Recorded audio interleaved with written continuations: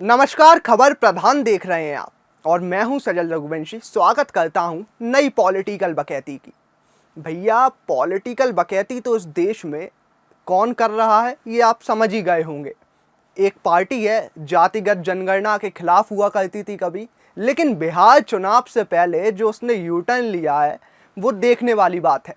खैर, इस मुद्दे को और कभी डिस्कस करेंगे, लेकिन अभी इस समय देश की हालात कुछ ठीक नहीं है। लोगों के मन में पाकिस्तान के खिलाफ गुस्सा है।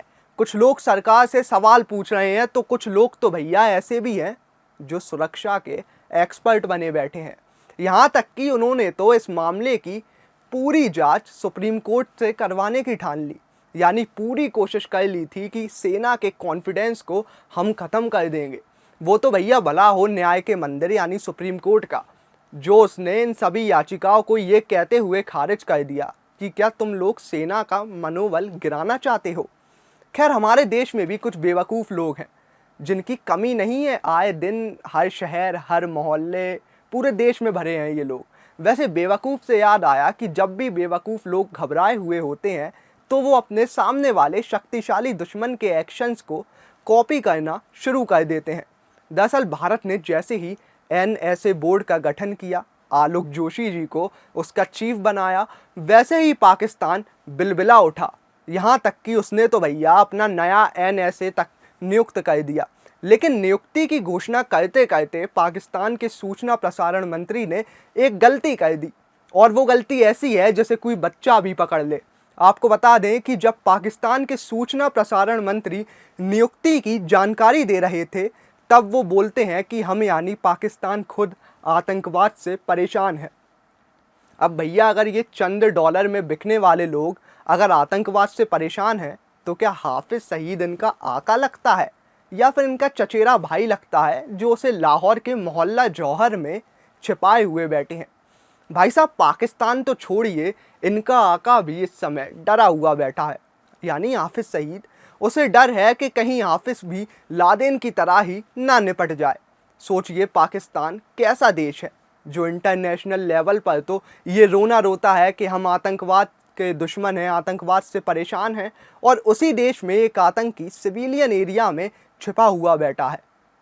यहाँ तक कि उसकी सिक्योरिटी भी किसी VVIP से कम नहीं है। कुछ रिपोर्ट्स तो ये भी दावा करती हैं कि उसकी 4 लेयर सिक्योरिटी है।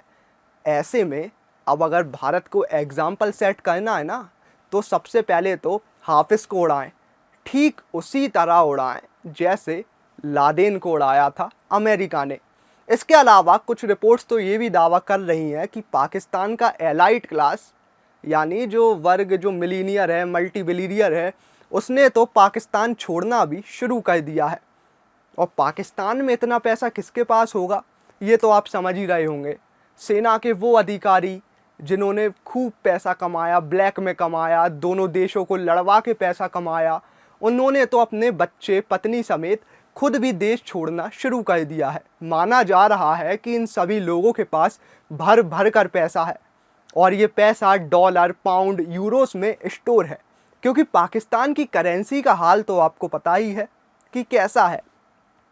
मान लीजिए कि इस भिखमंगे देश की करेंसी अगर एक तरफ रखें और दूसरी तरफ टॉयलेट पेपर रखें, तो टॉयलेट पेपर की ज़्यादा कीमत निकलेगी। खैर, पाकिस्तान का हाल तो बेहाल है और हमेशा रहेगा। ऐसे में अब देखना ये होगा कि भारत पाकिस्तान पर जवाबी कार्रवाई कब करता है। वैसे ऐसा कहते हैं कि अगर खीर को ठंडी करके खाया जाए तो ज़्यादा मज़ा आता है। बाकी आप लोग समझदार हैं। पॉलिटिकल बकैती में आज के लिए बस इतना ही। मिलते हैं अगले वीडियो में। धन्यवाद।